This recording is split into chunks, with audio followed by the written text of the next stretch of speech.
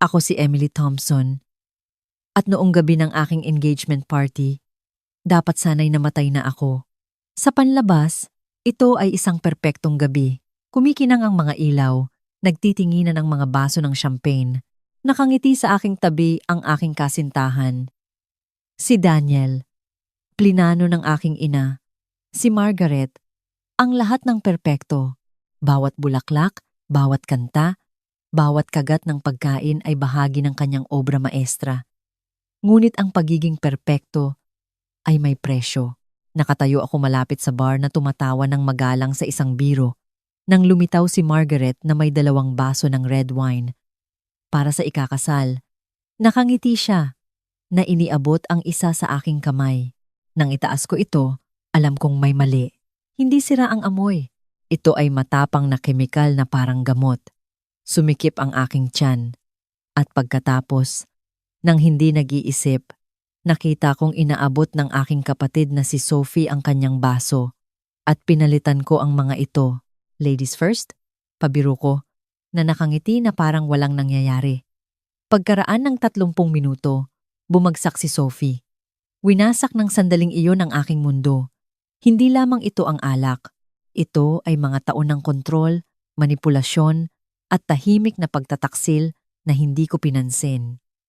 Nang gabing iyon, napagtanto ko na hindi lamang nagplano si Margaret ng isang party, halos plano niya ang aking katapusan, at sa unang pagkakataon, handa na akong lumaban.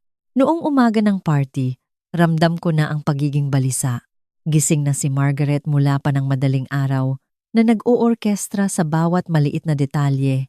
Sinusuri ang mga floral arrangement, nagmamalasakit sa seating chart, nagtuturo sa mga caterer na parang isang general na naghahanda para sa labanan. Pinanood ko mula sa hagdan, hawak ang aking kape. Nagtataka kung paano ang isang babae na kayang kontrolin ang napakaraming bagay ay nagawa pa rin akong pakiramdam na napakaliit.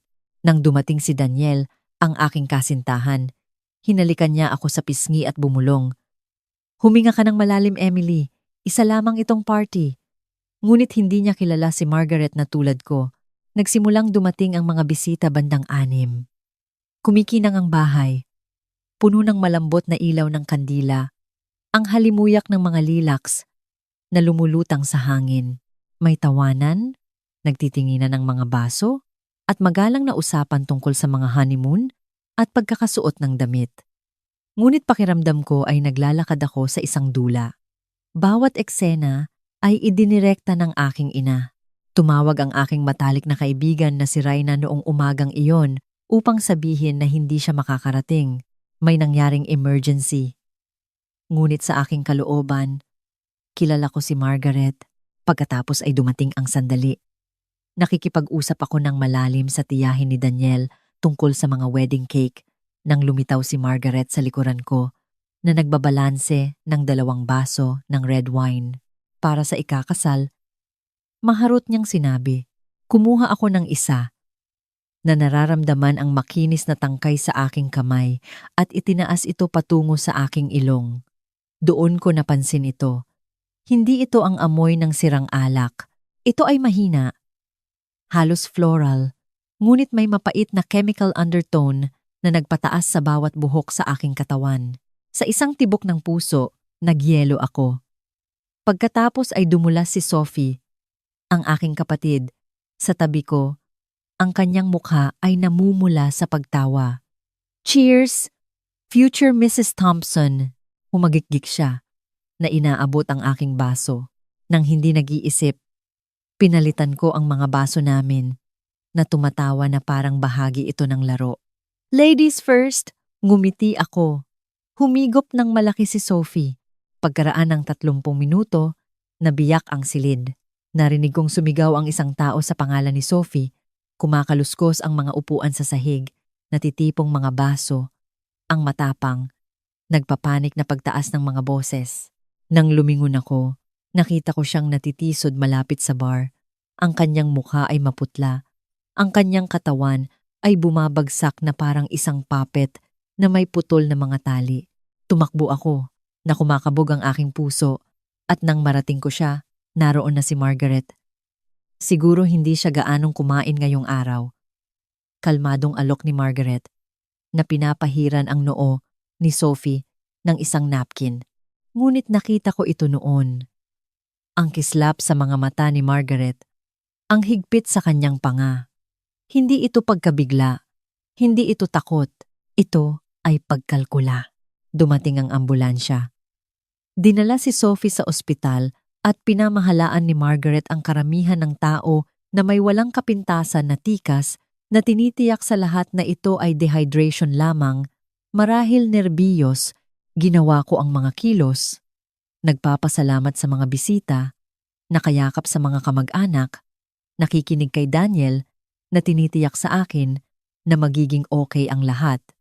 Ngunit sa loob, may nabiyak ng gabing iyon. Naligo ako hanggang sa pumula ang aking balat, hanggang sa mawala ang amoy ng alak sa aking balat. Ngunit nanatili ito sa aking alaala. Hindi ko mapigilan ang pag-iisip kung gaano kadali kong iniabot kay Sophie ang basong iyon. Kung gaano natural na lumabas ang kasinungalingan sa aking dila. Kung gaano ako kalapit sa pagkawala, sa ilalim ng bigat, ng isang walang ingat na paghigop. Nakahiga sa kama na nakatingin sa kisame, dumating ang mga tanong na sunod-sunod. Bakit nagkansela si Raina sa huling minuto? Bakit iginiit ni Margaret na planuhin ang bawat detalye na hindi nag-imbita ng sinuman sa aking mga kaibigan na pinananatiling mahigpit ang kaganapan sa loob ng kanyang na-curate na mundo? At higit sa lahat, ano ang nasa basong iyon? Hindi ako nakatulog ng gabing iyon at nang sumikat ang araw. Alam kong kailangan kong malaman. Kinabukasan, nagmaneho ako papunta sa ospital na nanginginig ang aking mga kamay sa manibela.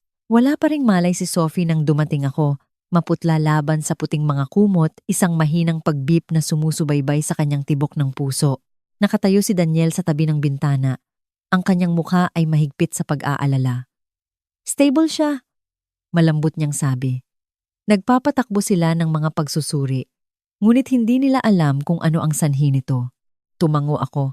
Halos hindi siya naririnig. Nakatuon ang aking mga mata sa mukha ni Sophie. Ang alaala ng basong iyon, ng alak, na parang isang sirena sa aking ulo. Nararamdaman ko pa rin ang bigat nito sa aking kamay. Ang mapait na amoy na pumupuno sa aking mga baga. Nang humakbang ako sa hallway, nagbuzz ang aking telepono. Ito ay isang text mula kay Daniel. Kailangan nating mag-usap. Nagkita kami sa isang coffee shop malapit sa ospital. Mukha siyang pagod, na hinahawi ang kanyang buhok habang umupo ako. May kailangan akong sabihin sa iyo. Tahimik niyang sabi. Dapat ko nang sinabi sa iyo noon, ngunit 3 araw bago ang party, hiniling ng iyong ina na makipagkita sa akin. Tinitigan ko siya. Bakit? Sabi niya tungkol ito sa logistics, ang guest list, ang seating, ang karaniwan. Ngunit pagkatapos ay inalok niya ako ng pera. Ang mga salita ay dumapo na parang isang suntok sa tiyan. Sinabi niya na karapat-dapat ka sa isang taong mas stable. Nagpahiwatig pa nga siya na maghukay sa aking nakaraan, na binabanggit ang demanda na naayos ko ilang taon na ang nakalipas. Gusto niya akong lumayo ng tahimik, nakaupo akong nagyeyelo, na nakakuyom ang aking mga daliri. Bakit hindi mo sinabi sa akin? Ayaw kong sirain ang party. Sobra ka ng stress. Sumandal ako sa aking upuan, na humihinga ng malakas. Hindi lamang ito tungkol kay Sophie. Si Margaret ay naglalatag ng pundasyon sa loob ng maraming buwan, marahil mga taon, na dahan-dahang inihihiwalay ako, na pinutol ang sinuman na maaaring humadlang sa kanyang daan. Nang hapon na iyon, tinawagan ko ang event venue. Nanginginig ang aking boses habang nagtatanong ako tungkol sa security footage. Nangako ang manager na susuriin. Samantala, sinuri ko ang mga lumang text, lumang email na napagtanto kung gaano kalalim ang impluensya ni Margaret. Tinawagan ko si Reyna sa susunod. Bakit ka nagkansela? Tanong ko. Nanilaktawan ang small talk. Mayroong paghinto. Tinawagan ako ng iyong ina. Pag-amin niya. Sabi niya, nalulula ka, na mas mabuti kung bibigyan kita ng espasyo. ayaw kong palalain ang mga bagay. Ipinikit ko ang aking mga mata. Ang mga piraso ay nagkiklik sa lugar na parang isang kakilakilabot na puzzle. Nang gabing iyon, naglakad ako sa aking tahanan noong bata pa ako habang wala si Margaret. Pareho ang amoy ng bahay, lavender at lemon polish. Ngunit mas mabigat ang pakiramdam ng hangin ngayon, sisingilin. Sa cabinet ng banyo, na nakatago sa likod ng mga bote ng bitamina at mga cream sa mukha, natagpuan ko ang mga ito. 3 orange na bote ng reseta, lahat sa pangalan ni Margaret, lahat mula sa iba't ibang doktor. Alprazolam, diazepam, citalopram. Kumalabog ang aking pulso sa aking mga tainga. Nang lumabas ako, kinawayan ako ng kapitbahay. Si G. Calhoun. Hindi ko sana sasabihin. Bulong niya. Ngunit nakita ko ang iyong ina noong gabi ng party sa labas ng alley na nakasuot ng gloves na nagbubuhos ng isang bagay sa drain. Hindi ito mukhang alak. Nagpasalamat ako sa kanya na kumakabog ang aking puso at nagmadaling umuwi. Nang gabing iyon, isang lumang pangalan ang lumitaw sa aking telepono. Si Gavin, ang aking boyfriend sa kolehiyo. Hindi kami nag-usap sa loob ng maraming taon. Nabalitaan ko ang tungkol kay Sophie, sabi niya, at gusto ko lang ipaalam sa iyo noon nang maghiwalay kami. Hindi dahil nagloko ako. May pinasundan ang iyong ina sa akin, kumuha ng mga litrato, binaluktot ang katotohanan. Tinawagan pa niya ang aking residency director. Sabi niya hindi ako stable, nawala ang lahat sa akin. Bumagsak ang ilalim ng aking mundo. Pagsapit ng hating gabi, nakaupo ako sa sahig ng aking apartment na napapaligiran ng isang dagat ng mga lumang alaala, journal, liham. Sa isa sa mga lumang notebook ni Sophie, nakakita ako ng isang punit na pahina na huminto sa akin. Sa tingin ko, binabasa ni nanay ang aking mga email. Palagi niyang alam ang mga bagay na hindi ko pa sinasabi sa kanya. Nanginginig ang aking mga kamay habang isinara ko ang notebook. Hindi lamang ito tungkol kay Sophie o sa party o kahit kay Daniel. Ito ay isang pattern. At ngayon, sa unang pagkakataon, handa na akong basagin ito. Pagkaraan ng 2 araw, tumawag ang manager ng venue. Nakuha namin ang security footage. Sabi niya, mayroon kang dapat makita. Kumakabog ang aking puso habang nagmamaneho ako na hinahawakan ng mahigpit ang manibela kaya sumakit ang mga ito. Sa isang maliit na back office, pinila ng manager ang video. Ang footage ay grainy, ngunit sapat na malinaw. Naroon siya. Si Margaret, kalmado, metikuloso, na naglalagay ng 2 baso ng alak sa counter. Inaabot niya ang kanyang pitaka. Naglabas ng isang maliit na dropper bottle at maingat na pinipiga ang likido sa isang baso. Hinalo niya ito nang marahan gamit ang isang kutsara. Pinunasan ng kutsara, ibinalik ang bote sa kanyang bag, sinuri ang kanyang refleksyon sa pinto ng microwave at ngumiti. Naramdaman kong bumaliktad ang aking tiyan. Tiningnan ako ng manager ng tahimik. Gusto mo bang kopyahin ito? Tumango ako. Na may hawak na flash drive sa aking kamay, nagmaneho ako diretso sa apartment ni Raina. Pinanood namin ang video ng magkasama. Ang katahimikan sa pagitan namin ay mabigat. Nang matapos ito, nagpakawala si Raina ng isang nanginginig na paghinga. Emily, tama ka. Halos hindi ako nakatulog ng gabing iyon. Sa halip, humukay ako ng mas malalim. Sa bahay ng aking mga magulang, hinalughog ko ang master bathroom. Habang wala si Margaret, natagpuan ko ang parehong 3 bote ng tableta. Sa pagkakataong ito ay nakahanay ng maayos sa cabinet ng gamot. Kumuha ako ng mga litrato na nanginginig ang aking mga kamay. Pagkatapos ay maingat na ibinalik ang lahat. Habang papalabas ako ng bahay, tinawag ako muli ni G. Calhoun. Emily, isinulat ko kung ano ang nakita ko noong gabing iyon kung sakali. Iniabot niya sa akin ang isang nakatiklop na piraso ng papel. Ang kanyang tala ay simple, ngunit nakapipinsala. Nakita si Margaret sa alley. Mga rubber gloves, brown bottle, nagbuhos ng likido sa drain, lab background, mukhang chemical disposal. Nagpasalamat ako sa kanya at lumakad palayo, na nararamdaman ang bigat ng ebidensya na bumabagsak sa akin. Nang gabing iyon, nag-buzz ang aking telepono. Si Gavin. Nagkita kami sa isang tahimik na coffee shop, ang uri kung saan walang tumitingin mula sa kanilang mga laptop. Halos hindi na kita tinawagan, Gavin. Pag-amin niya. Ngunit nang marinig ko ang tungkol kay Sophie, bumalik ang lahat. Emily, sinabutahe tayo ng iyong ina. May pinakuha siyang mga litrato. Sinabi sa iyo ang mga kasinungalingan. Tinakot pa ang aking karera.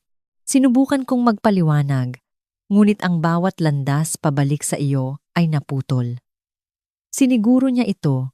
Naramdaman ko ang isang higpit sa aking dibdib. Pagka-uwi ko, naghihintay si Sophie sa sopa. Maputla pa rin mula sa ospital na may kumot sa kanyang mga balikat. Tiningnan niya ako ng mahaba.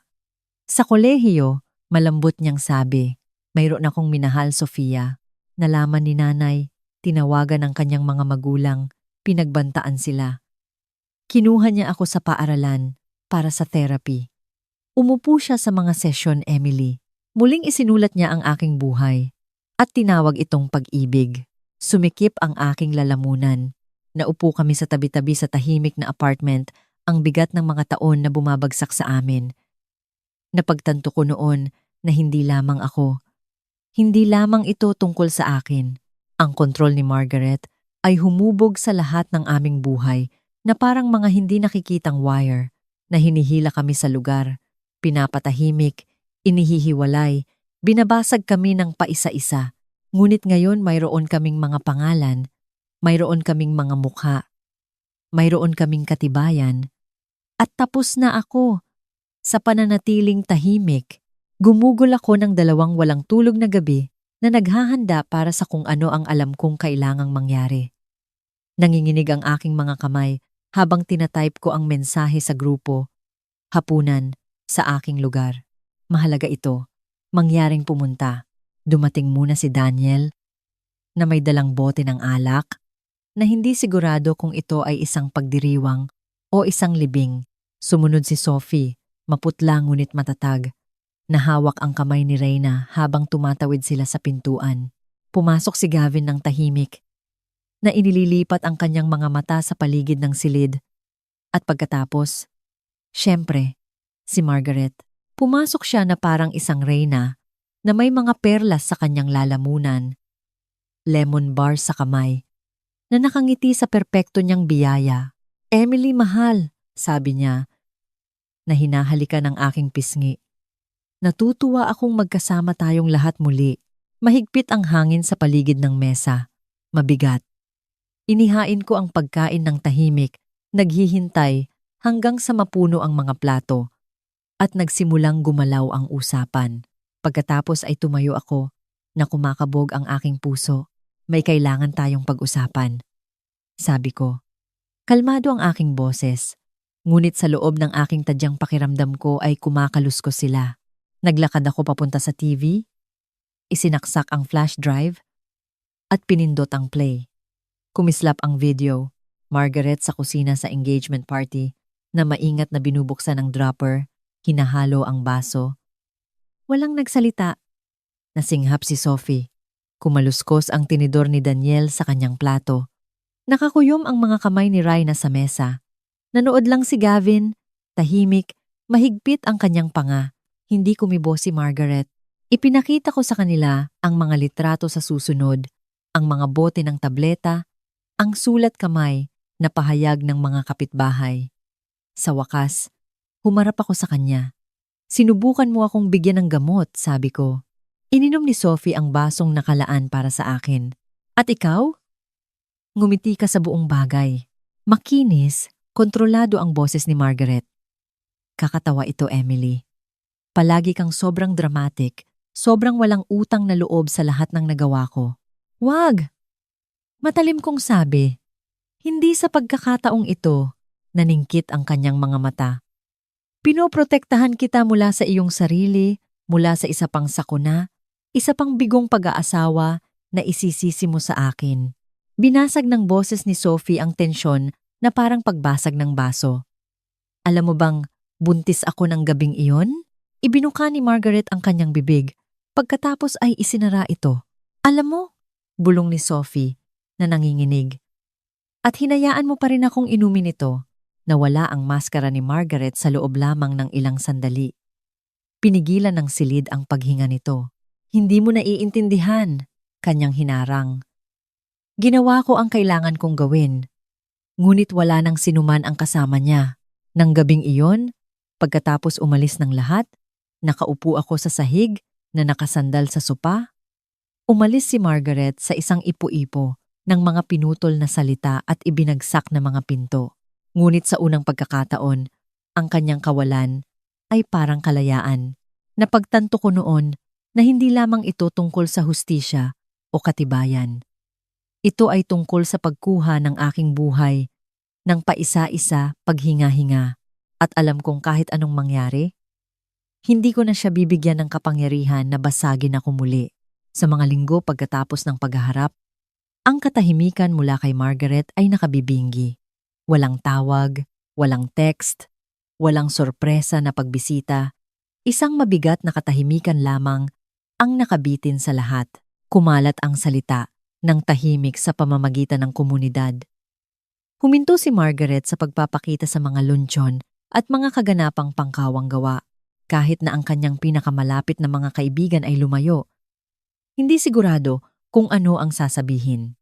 Sa unang pagkakataon sa aking buhay, hindi si Margaret ang sentro ng bawat silid. At kinasusuklaman niya ito.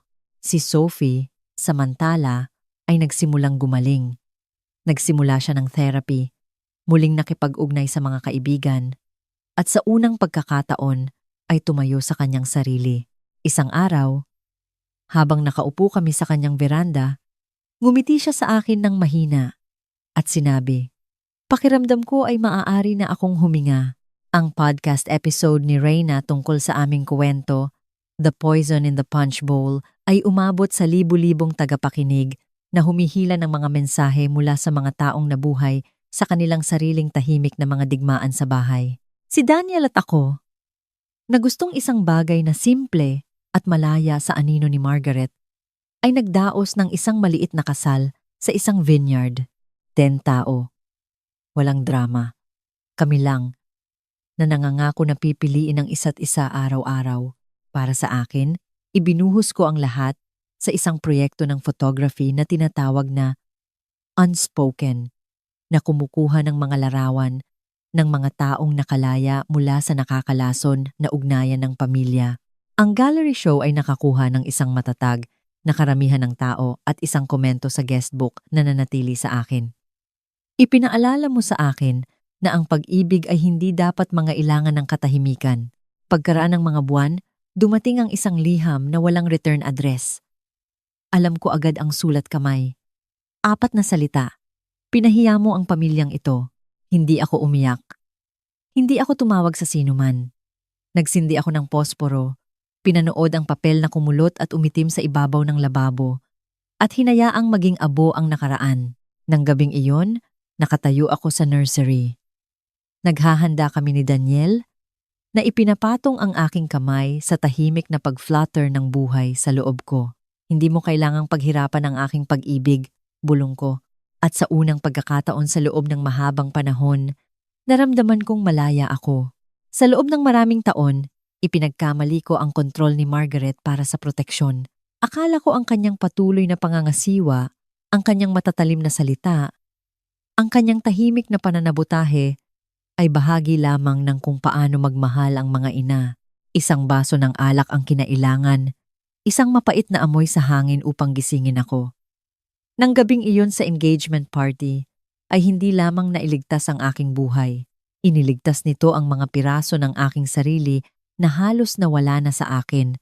Si Sophie, ang aking matapang na kapatid, ay natagpuan ang kanyang boses. Si Rhea, ang aking tapat na kaibigan, ay ipinakita sa mundo ang katotohanan. Si Daniel, ang aking kasosyo, ay tumayo sa tabi ko nang bumagsak ang lupa. At ako, natutunan ko na ang kapayapaan ay hindi nagmumula sa panalo sa isang digmaan laban sa isang tulad ni Margaret. Nagmumula ito sa paglalakad palayo, mula sa pagbuo ng isang bagay na mas malakas sa mga taong nananatili.